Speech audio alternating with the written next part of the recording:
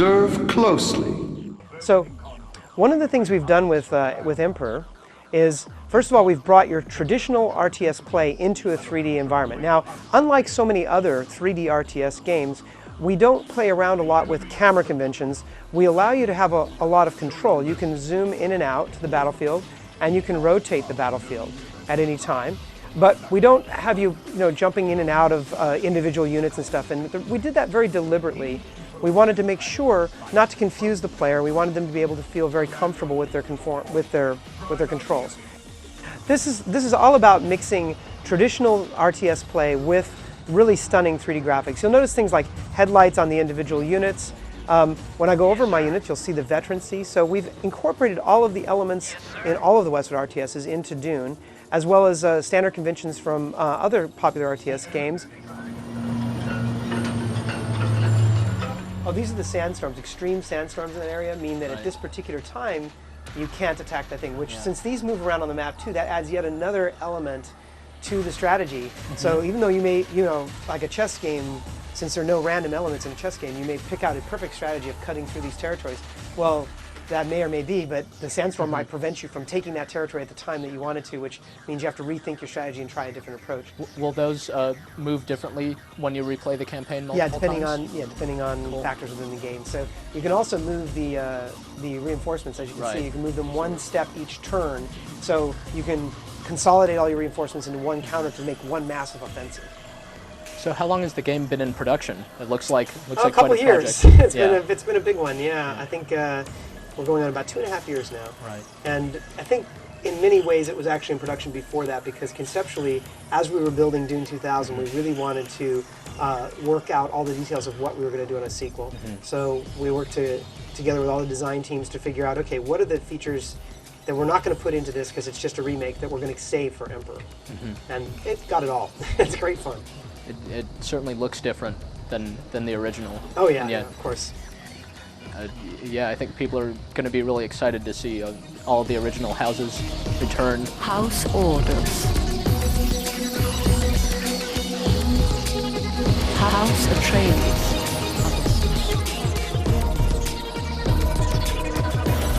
House Harkonnen.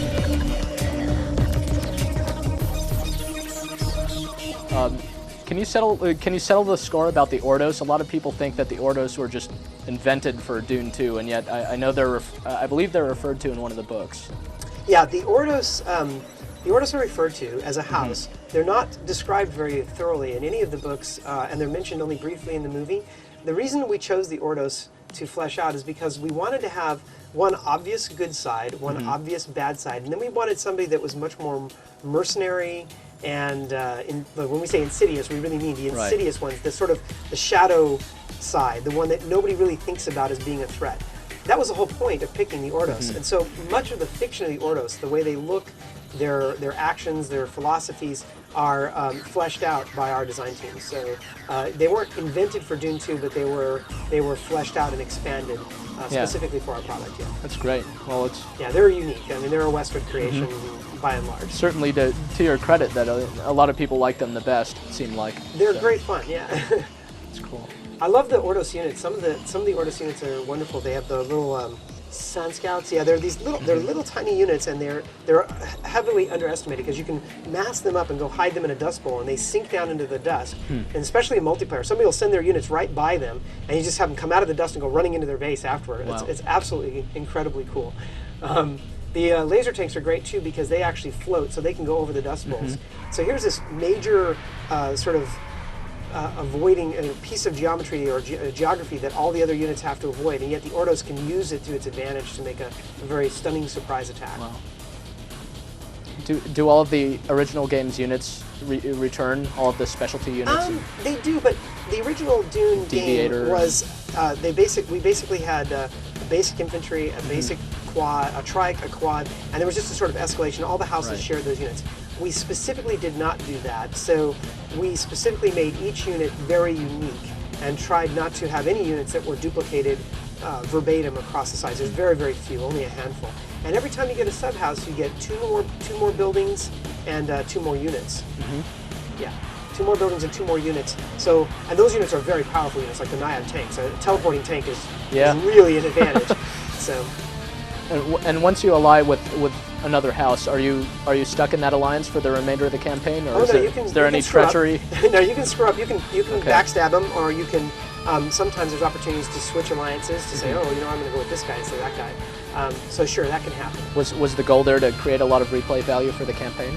Or? It's a combination of things. We wanted the experience of the player to be unique. It wasn't so much just to be replay. It was also to give the player a sense of customization. Yeah. We truly believe at Westwood that the future of RTS is going to be in customizing your tech tree around your style of play. So that it's not just a question of picking, do I pick like a Red Alert where you pick a Soviet or the Allies, but actually where you can pick the individual countries in Red Alert, where you pick the individual sub-houses in Emperor. You really get to customize your ability to create units around your particular playstyle. Yeah. It certainly does seem to take a different approach than a game like Red Alert, where you do, where the campaign is somewhat more linear.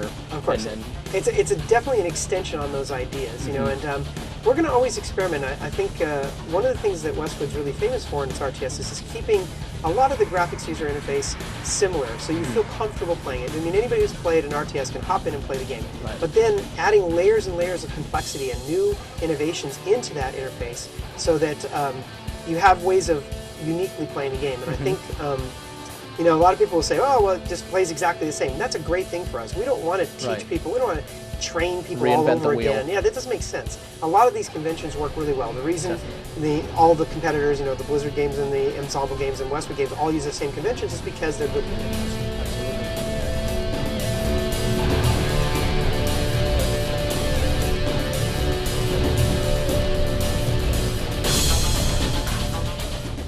How will the pacing of the game be? Will it be like Red Alert 2, where the battles are really sort of fast-paced and over quickly? Or? Yeah, so in Red Alert 2 is specifically wanted to do what's called design high, or a frantic kind of... Yeah. It's not quite like that. These are a little bit more... They're not nearly as sort of long-paced as the original Dune games, but it's certainly not nearly as fast as Red Alert 2. There's a lot more meat to the missions. This way. Can you talk some more about the multiplayer? What are some of the things you're going to be doing there? Well, we have all the standard features. We have Westwood Online, of course, which we always have the quick matchmaking, which we did for Red Alert, which is wonderful because it means you don't have to go out there and get your brains beat out by experts. You can just click a button and you're connected with somebody who's pretty good or pretty close to your skill level. In addition to that, we have the cooperative, which is really a nice addition. And since you can play through the campaign as a cooperative, you can have that experience of cooperative play with the storyline, which I think is really nice, very innovative approach. How does the cooperative play work? Is it that both players just have control over the units and can kind of fight over what goes where? And well, you each have your own separate bases. So you have your own bases that you build up. It's essentially like allying as a skirmish game. We still have all our skirmish ways. We still have all the ways to play from all the other Westwood games, plus extras. This unappealing, waterless ball of dust is the planet Arrakis. But make no mistake, a handful of that dust is worth your life 100 times over. Oh, I should say something about the engine, actually, that's really nice. Although it has lots and lots of game features, there's a high degree of customizing that you can do for your 3D engine. So one of the things we've come to realize is that, first of all, compatibility across the board, to make all those different graphic cards work and take advantage of them is quite a trick. But on top of that, we made sure to be able to tune various elements. So you can take the really coarse one, which is good graphics, medium graphics, best graphics, and although I could have turned them up higher, we're actually playing about middle of the road. We're not actually pushing the graphics to the limits. I noticed you had multiple difficulty options for the campaign. How will the difficulty be affected when you're playing cooperatively? Will it be correspondingly harder? Yeah, it makes a difference. When you play with 2 people, it definitely ups the amount of aggression and units that the enemy has. But in addition to that, the difficulty level makes a big difference in the game. It affects the ability of the individual units to perform, as well as how many reinforcements and what kind of tactics the enemy will use. So it affects the game on many levels. Can we expect any particular tricks out of the AI? Oh yeah, the AI has a lot of the techniques I was showing you earlier. made it into the AI on the hardest setting. So if you want to learn some really sneaky, nasty things to do, play some skirmish modes with AI set to hard. And when you see that advanced carryall come in with a Devastator, drop it into your base, you go, oh, that's pretty mean. Well, I'm looking forward to the day when he picks up my harvester and starts flying around the corner of the They'll map. do it. They'll do it. Not always, but you put it on hardest, you'll be surprised what they'll do. So how are people going to defend their harvesters against things like that? You create more. You just build more of them. Right. So that the cost of an advanced carryall to do all the advanced carryalls is pretty expensive. Yeah. So.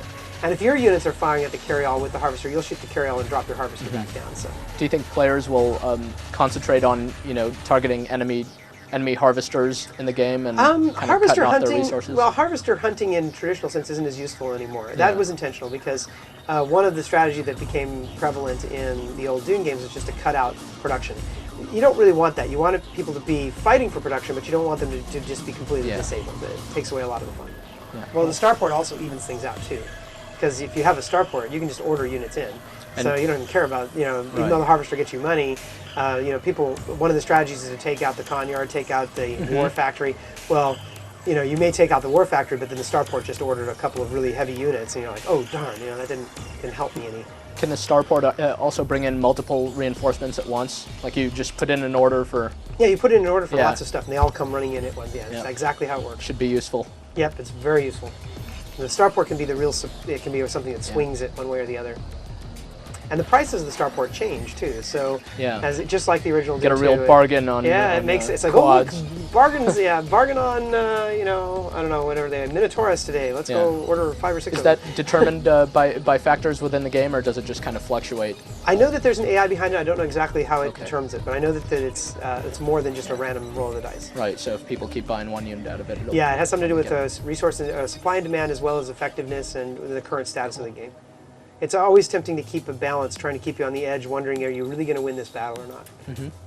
And the game will be available in a couple of weeks? So. Yeah, I think it's a surprise that it's done. People are used to, Westwood's guilty of, just like all RTS companies, of kind of announcing games and taking a while. But with this one, we've waited. We wanted to make sure that once we started hyping it and talking about it, that people could go buy it.